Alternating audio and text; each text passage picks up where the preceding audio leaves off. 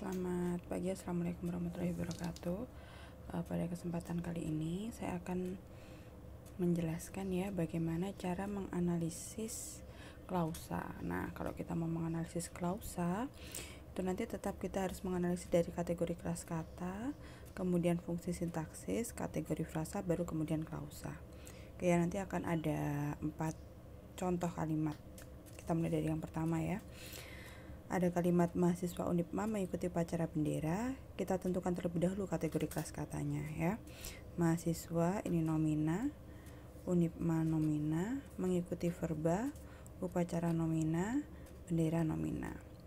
Oke, kalau sudah ya. Kalau sudah dianalisis kategori kelas kata, kemudian kita menganalisis fungsi sintaksis. Tentukan subjek, predikat, objek, pelengkap, dan keterangan. Kita tentukan subjeknya terlebih dahulu ya. Dalam kalimat ini subjeknya adalah mahasiswa Unima sebagai subjek, mengikuti ini predikat, upacara bendera di sini apakah ini sebagai objek, pelengkap, keterangan. Coba kalau ini upacara bendera, ini kan kalimatnya aktif ya. Mahasiswa Unipma mengikuti upacara bendera, ini kalimat aktif. Apabila dipasifkan ya, jika dipasifkan, kemudian upacara bendera di sini dapat menjadi subjek dalam kalimat pasif, maka dalam kalimat mahasiswa Unipma mengikuti upacara bendera di sini berfungsi sebagai objek ya, karena salah satu ciri objek itu kan dapat menjadi subjek apabila kalimatnya dipasifkan.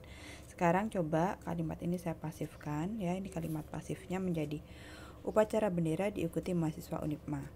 Nah, ini berterima. Kalau ini berterima berarti di sini sebagai upacara bendera sebagai objek ya, karena tadi ciri objek dapat menjadi subjek ini ya, dapat menjadi subjek apabila kalimatnya dipasifkan.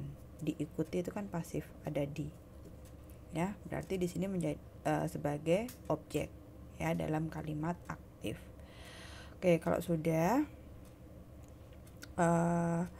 menentukan fungsi sintaksisnya, kemudian kita menentukan jenis frasa ya, kategori frasa. Sekarang dilihat subjeknya ada berapa kata, ada 2 kata. Mahasiswa Unipma berarti di sini ada frasa nomina. Mengikuti 1 kata berarti bukan frasa ya. Upacara bendera ada 2 kata, sama-sama nomina, berarti di sini juga ada frasa nomina. Oke. Kemudian klausa. Sekarang dilihat ini jenis kalimatnya, apakah kalimat tunggal, kalimat majemuk ya. Kalau dilihat di sini ada tidak konjungsinya. Tidak ada penggunaan konjungsi. Ya, tidak ada penggunaan konjungsi berarti ini kalimatnya berupa kalimat tunggal. Kalau kalimat tunggal ya, klausanya ada 1, dimana klausa ini kalau secara visual dilihat itu sama seperti kalimatnya. Jadi kalau dalam kalimat mahasiswa Unipma mengikuti upacara bendera, klausanya berarti klausanya ya ini, mahasiswa Unipma mengikuti upacara bendera ya. Jadi ada 1 klausa. Jadi yang perlu diingat, klausa dalam kalimat tunggal ya secara visual itu sama seperti kalimatnya. Kata-katanya itu sama seperti kalimatnya. Ya, karena hanya terdiri dari 1 klausa. Kalau kalimat tunggal itu pasti 1 klausa. Oke ya. Ini contoh analisis klausa dalam kalimat tunggal. Oke, sekarang yang kedua ya. Ada kalimat pelaksanaan seminar nasional kebahasaan berjalan lancar. Sama, kita analisis terlebih dahulu kategori kelas kata. Pelaksanaan nomina ada pean ya, seminar nomina, nasional nomina, kebahasaan kean nomina, berjalan verba, lancar adjektiva ya, lancar adjektiva. Kemudian dianalisis fungsi sintaksisnya. Subjeknya mana? Subjeknya pelaksanaan seminar nasional kebahasaan sebagai subjek, berjalan di sini sebagai predikat. Sekarang kita tentukan lancar. Lancar di sini apakah sebagai objek atau pelengkap atau keterangan. Coba kita lihat, kalau dapat kata lancar ini dapat menjadi subjek apabila kalimatnya dipasifkan, berarti lancar di sini berfungsi sebagai objek, ya. Tetapi kalau tidak bisa dipasifkan, berarti di sini fungsinya bukan sebagai objek. Sekarang kalimatnya saya pasifkan, ya. Ini kalimat pasifnya. Menjadi lancar di jalan pelaksanaan Seminar Nasional Kebahasaan. Dari sini dapat terlihat bahwa kalimatnya ini tidak berterima, ya. Biasanya kalau tidak berterima ditandai dengan tanda bintang seperti ini. Berarti karena ini tidak berterima, berarti lancar di sini bukan sebagai objek, ya. Berarti pilihannya tinggal apakah sebagai pelengkap atau keterangan. Sekarang kita coba, kalau sebagai keterangan berarti kata lancar di sini dapat diletakkan di awal, di tengah ataupun di akhir kalimat. Sekarang coba saya letakkan di awal, ya. Menjadi kalimatnya menjadi lancar pelaksanaan Seminar Nasional Kebahasaan berjalan. Tidak berterima. Berarti kalau tidak berterima terbantahkan bahwa ini sebagai keterangan. Berarti di sini sebagai pelengkap, ya. Jadi fungsi sintaksisnya, subjeknya pelaksanaan Seminar Nasional Kebahasaan, kemudian predikatnya berjalan, pelengkapnya lancar. Kalau sudah seperti ini, kita tentukan frasanya, ya. Sekarang dilihat subjeknya ada berapa kata? 1, 2, 3, 4, berarti ada frasa di sini. Semuanya termasuk nomina, berarti frasanya frasa nomina, ya. Berjalan hanya satu kata, bukan frasa. Lancar juga bukan frasa. Oke, kalau sudah seperti ini dilihat klausanya, ya. Kalimatnya kalimat tunggal atau kalimat majemuk, tidak ada konjungsi, berarti kalimatnya kalimat tunggal. Berarti klausanya secara visual sama seperti kalimatnya, ya. Berarti klausanya pelaksanaan Seminar Nasional Kebahasaan berjalan lancar, ya. Itu contoh yang kedua, ya. Sekarang masih ada 2 contoh lagi.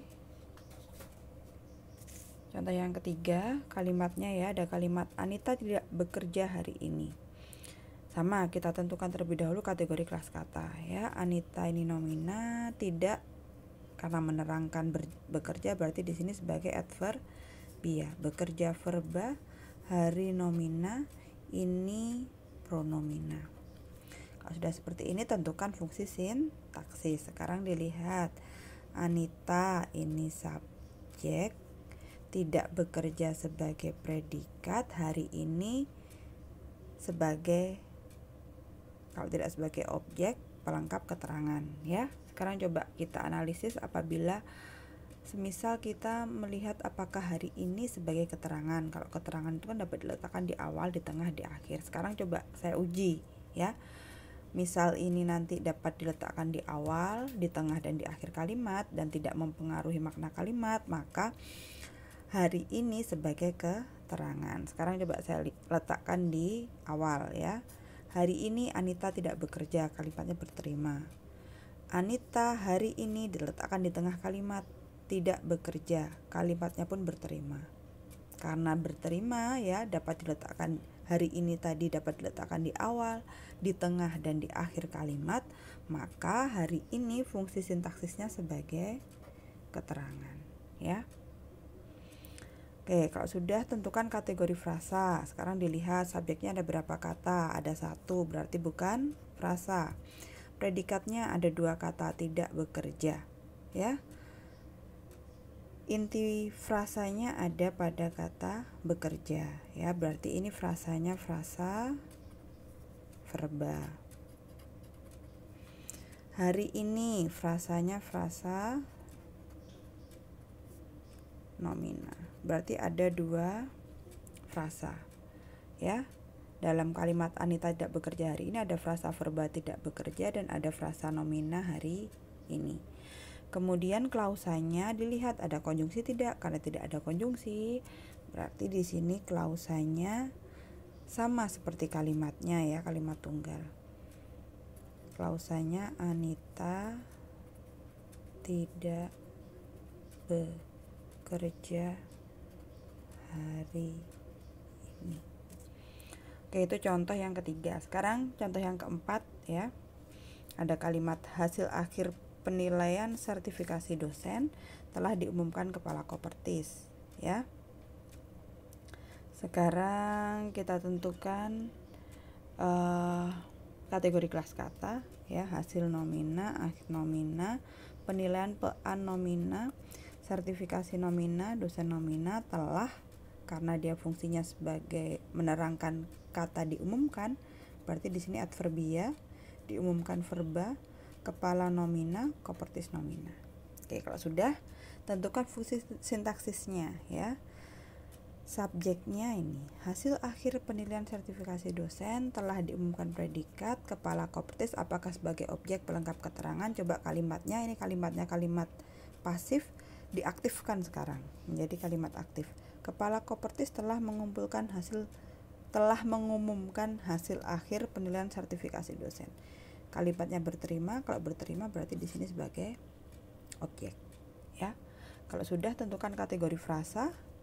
Subjeknya ada berapa kata? 1 2 3 4 5, ada 5 kata, berarti di sini frasa. Semuanya nomina, berarti frasanya frasa nomina. Telah diumumkan, inti frasanya diumumkan, berarti frasanya frasa. Diumumkan verba, berarti di sini frasanya frasa verba. Kemudian objek juga ada 2 kata termasuk frasa. Frasa apa? Karena semuanya nomina, berarti frasanya frasa nomina. Ya, jadi ada 3 frasa. Frasa nomina hasil akhir penilaian sertifikasi dosen, frasa verba telah diumumkan, dan frasa nomina kepala Kopertis. Sekarang klausanya dilihat ada konjungsi tidak ada konjungsi. Berarti kalau tidak ada konjungsi kalimatnya kalimat tunggal. Kalau kalimat tunggal terdiri dari satu klausa. Klausanya apa? Sama seperti kalimatnya. Hasil akhir penilaian sertifikasi dosen ya telah diumumkan kepala Kopertis. Oke ya, itu tadi cara analisis ya, ada 4 contoh kalimat. Saya analisis mulai dari kategori kelas kata, fungsi sintaksis, kategori frasa sampai dengan klausa. Yang perlu kalian ingat ketika menganalisis klausa, kalau kalimatnya sudah ditentukan tidak ada konjungsi, berarti kalimatnya kalimat tunggal, berarti kalimat tunggal itu klausanya 1. Yang perlu diingat itu ya. Jadi kalau dalam kalimat tunggal, nanti klausanya 1, di mana klausanya secara visual sama seperti kalimatnya. Oke ya, itu tadi cara menganalisis klausa ya. Semoga apa yang saya berikan di sini contohnya dapat bermanfaat bagi kalian. Terima kasih. Wassalamualaikum warahmatullahi wabarakatuh.